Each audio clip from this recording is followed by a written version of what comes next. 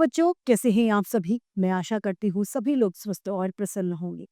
आज हम हमारा पाठ मेरी फारसी शिक्षा को पढ़ेंगे और समझेंगे। आइए शुरू करते हैं इस पाठ को। ये है पाठ 9। मेरी फारसी मैं 5 या 6 बरस का होता, मतलब मेरी उम्र कितनी है, 5 या 6 बरस की, तो मेरा अक्षरारंभ कराया गया, यानी पढ़ना शुरू कराया गया।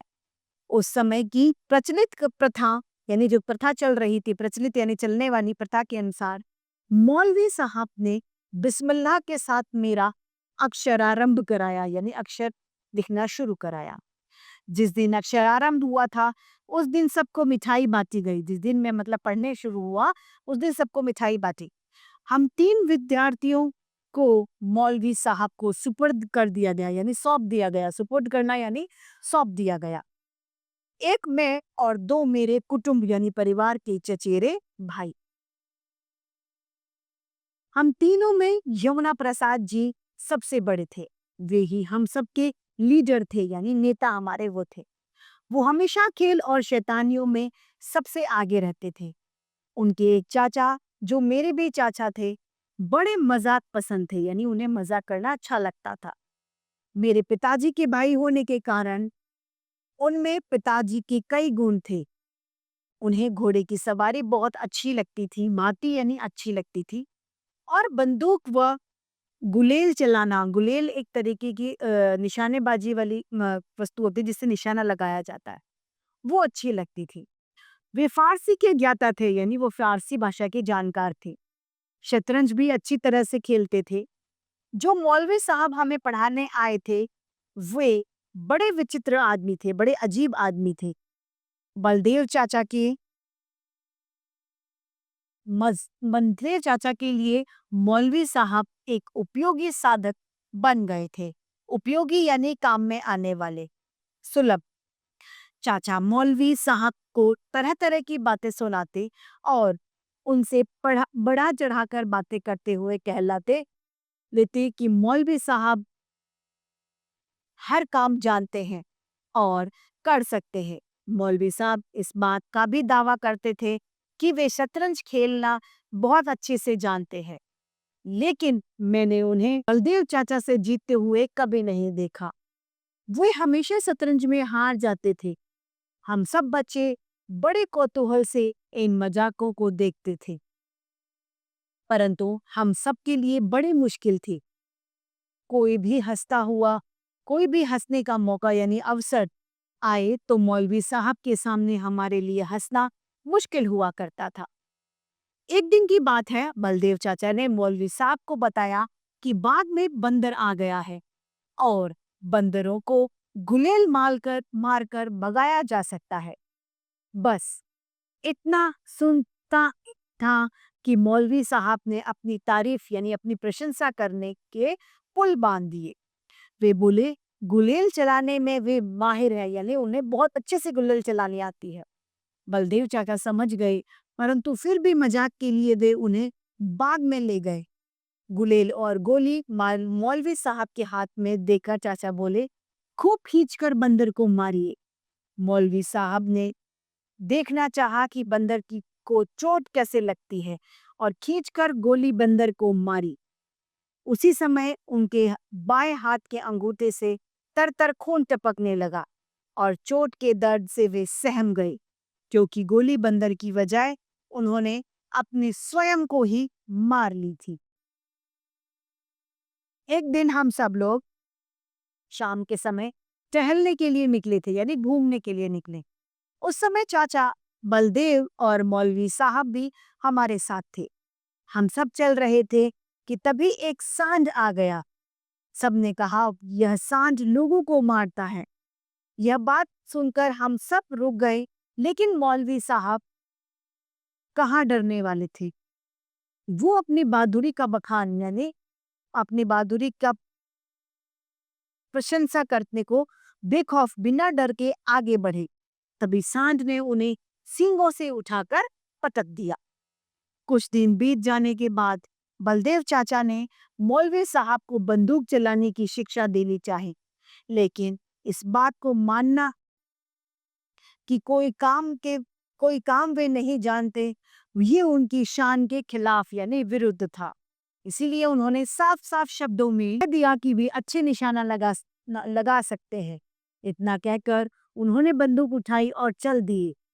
कुछ ही दूरी पर एक ऊंचे दरख्त पर उन्होंने एक गिद्ध बैठा देखा। ऊपरी सतह पर एक गिद्ध बैठा देखा। गिद्ध काफी ऊंचाई पर था, अतः बंदूक खड़ी करके ही उस पर निशाना लगाया जा सकता था। मौलवी साहब ने पहले बंदूक नहीं चलाई थी। उन्होंने खड़ी बंदूक को सीने पर रखकर जैसे ही घोड़ा दबाया, वैसे ही गिद्ध के जगह पर मौलवी साहब खुद गिर पड़े। तब चाचा ने ही उन्हें उठाकर घर ले गए। इस प्रकार के हंसी मजाकों के बीच हम सब फारसी पढ़ रहे थे। कुछ महीने बाद मौलवी साहब चले गए। दूसरे मौलवी साहब को बुलाया गया। वे बहुत गंभीर यानी बड़े सीरियस और अच्छा पढ़ाते थे। अब हफ्ते में यानी 7 दिन में 5.5 दिन फारसी पढ़ाई जाती थी। बृहस्पतिवार के दिन की दोपहर के बाद शुक्रवार की दोपहर तक फारसी की छुट्टी रहती थी। उस समय गिनती सीखते थे। खेलने कूदने के लिए भी हमें समय दिया जाता था। टाइम खेलने कूदने का भी था। उन दिनों हम बहुत सवेरे उठकर मौलवी साहब के पास जाते थे, जो कुछ एक कोठरी में रहते थे। कोठरी के सामने आंगन में बैठकर हम पढ़ा करते थे। सुबह आकर हम पहले का पढ़ा हुआ पाठ दोहराते थे। जो जितनी जल्दी पुराना पाठ याद कर लेता था, उसको उतना जल्दी नया सबक पाठ दिया जाता था। यानी पहले का काम कंप्लीट करके नया काम दे दिया जाता था। तब तक सूर्योदय ही हो जाता था। तब वहां से उठकर हम सब बच्चे अपने अपने हाथ मुंह धो लेते और माँ के पास कुछ खाने के लिए पहुंच जाते थे। हमें प्रातः आधे घंटे की छुट्टी मिलती थी। नाश्ता करके लौट आने पर सबक याद करना पड़ता था। यानी जो लर्न करने के लिए दिया जाता है उसे सबक कहते हैं। और सबक याद करके सुनाने के बाद मौलवी साहब हुक्म देते थे कि सब किताबें बंद कर दो। किताबें बंद करके हमें तख्ती लिखनी होती थी, यानी राइटिंग करनी होती थी। जब तख्ती भर जाती तो उसे धोना पड़ता था। इस प्रकार तख्ती को धोते समय खेलने का समय भी मिल जाता था। दोपहर को नहाने और खाने के लिए 1 या 1.5 घंटा की छुट्टी मिलती थी। खाना खाकर सबको सोना पड़ता था। मौलवी साहब चारपाई पर सो जाते थे। दोपहर के बाद हम सबको याद करने के लिए दूसरा सबक मिलता था और उसे याद करके सुनाने के बाद ही खेलने के लिए छुट्टी मिलती थी। खेलने के बाद पुनः पढ़ना होता था। संध्या को जल्दी जल्दी नींद आती थी, परंतु हमेशा डर रहता था कि अगर मौलवी साहब ने हमें पलक झपकते हुए देख लिया तो मार पड़ेगी। जल्दी छुट्टी के 2 उपाय होते थे। उपाय यानी 2 युक्ति थी। खेलकूद और शरारतें सभी में यमुना भाई हम सब के लीडर थे। इसीलिए जल्दी छुट्टी पाने के लिए उपाय भी वही करते थे।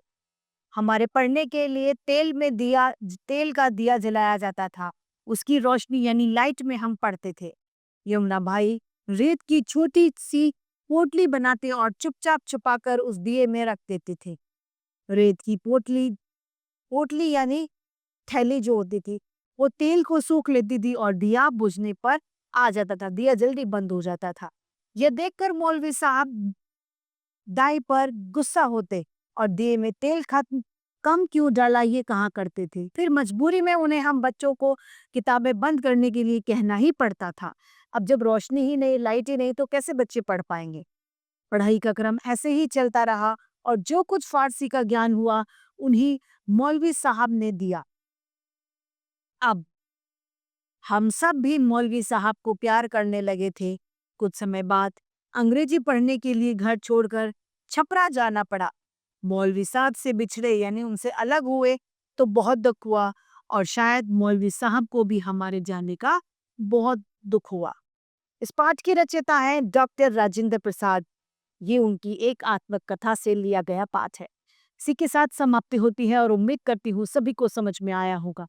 आज के लिए इतना ही, फिर मिलते हैं। धन्यवाद।